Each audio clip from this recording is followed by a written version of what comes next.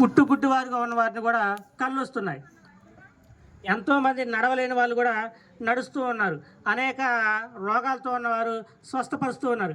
ఇవన్నీ విన్నటువంటి జక్కయ్య గారు, అబ్బా ఏంటి అసలు ఈ విచిత్రం, ఇంతవరకు ఎక్కడా చూడలేదే మేము, ఈయనేంటి అనేక మంది స్వస్థపరుస్తున్నాడు, అనేక మందిని బాగు చేస్తున్నాడు, ఆయన నమ్మిన వాళ్ళకి ఎన్నో ఆశీర్వాదాలు వస్తున్నాయంట, వాళ్ళ కుటుంబాలు బాగుపడ్డాయంట, అప్పుడు దాకా లేని అద్భుతాలు వాళ్ళ కుటుంబాల్లో జరుగుతున్నాయంట, ఎవరో ఆయన చూద్దామని మీలాగే ఆయన కూడా ఒక కాడికి వచ్చాడు. ఒక కాడికి వచ్చి అందరూ చాలా గుంపులుగా ఉండడం వల్ల ఆయనకు అందపోవడం వల్ల ఒక మేడి చెక్కి ఉన్నాడు అనమాట. మేడి చెట్టు ఎక్కి కూర్చున్నాడు. ఇంతకీ ఆయన ఏం ప్రకటిస్తున్నాడు? మారు మనసు నిమిత్తం, పాప క్షమాపణ నిమిత్తం మారు మనసు పొందమని ప్రకటిస్తూ వచ్చాడు అనమాట.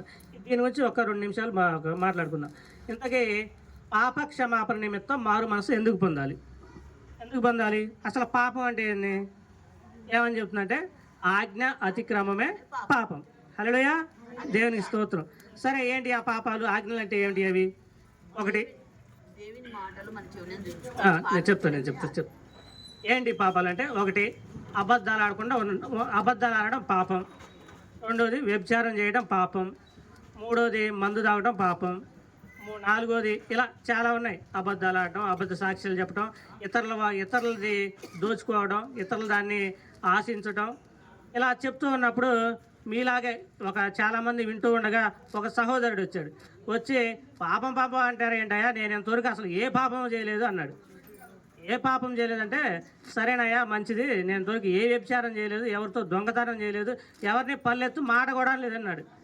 సరే, బైబిల్ ఏం చెబుతుందంటే, ఆయన పాస్టర్ గారు చెప్పాడు అనమాట ఇలాగే, అయ్యా నువ్వు వ్యభిచారం చేయకపోవచ్చు కానీ ఒక స్త్రీని మోహపు చూపులతో చూసినప్పుడు కూడా అది పాపమే అని చెబుతుందని చెప్పాడు. హల్లెలూయా, దేవుని స్తోత్రం. కాబట్టి ప్రతి మనిషి కూడా ఏదో ఒక రకంగా పాపం చేస్తాడు. ఎందుకంటే అది ఇన్బిల్ట్గా మన బాడీలో ఉంటుంది అనమాట. కాబట్టి ఏదో ఒక రకంగా, ఇంకేమన్నాడు, నరహత్య చేయొద్దు అన్నాడు. ఇంకొక పిల్లగాడు వచ్చి, నేను నరహత్య నేను వరకు ఒక్క మనిషిని కూడా చంపలేదయ్యా, నేను అసలు పాపమే చేయలేదన్నాడు. అప్పుడు యేసుప్రభు వారు ఏమన్నారంటే, నువ్వు నరహత్య చేయని అవసరం లేదయ్యా, నీవు నీ సహోదరుణ్ణి లేదా నీ తమ్ముడిని కానీ నీ అన్నని కానీ ఎవరినైనా సరే ద్రోహి అన్నా కానీ నరహత్యతో సమానమే అన్నాడు. హల్లెలూయా. కాబట్టి ప్రతి ఒక్క మనిషి కూడా తన జీవితంలో ఏదో ఒక పాపం చేస్తూ ఉంటాడు అనమాట. కాబట్టి ఆ పాపం నుంచి, ఆ పాపాలని తుడుచుకోవాలన్నా లేదా ఆ పాపాల నుంచి రక్షించబడాలంటే, ఎందుకు రక్షింపబడాలంటే పాపం వల్ల వచ్చే జీతం మరణం. అది ఏ మరణం? 2 రకాల మరణాలు ఉంటాయి ఇక్కడ. ఒకటి శారీరక సంబంధమైన మరణం ఉంటుంది, అది ప్రతి మనిషికి వస్తుంది. రెండవది ఏంటంటే ఆత్మీయ సంబంధమైన మరణం, అదే నరకం అని చెబుతుంది వాక్యం. బైబిల్ ఏం చెప్తుందంటే ఆత్మీయ మరణం అంటే నరకం అని చెప్తుంది. ప్రభు అయిన యేసుక్రీస్తు వారు ఆ నరకం నుంచి తప్పించడానికే వచ్చాడనమాట. హల్లెలూయా, నమ్మిన వాళ్ళని స్తోత్రం చెప్పండి. హల్లెలూయా. ఇలా కాబట్టి నిత్య నరకాగ్నిలోకి ఏ మనిషి వెళ్లకుండా ఉండాలంటే, మీరు ఇప్పుడున్నటువంటి పాప స్వభావాన్ని వదిలిపెట్టి నూతనమైనటువంటి మనసును పొందాలి. నూతనమైన మనసు అంటే ఏ తప్పులు చేయకుండా, ఏ పాపం చేయకుండా పరిశుద్ధులుగా, నీతివంతులుగా, యథార్థవంతులుగా జీవించమని వాక్యం చెబుతుంది.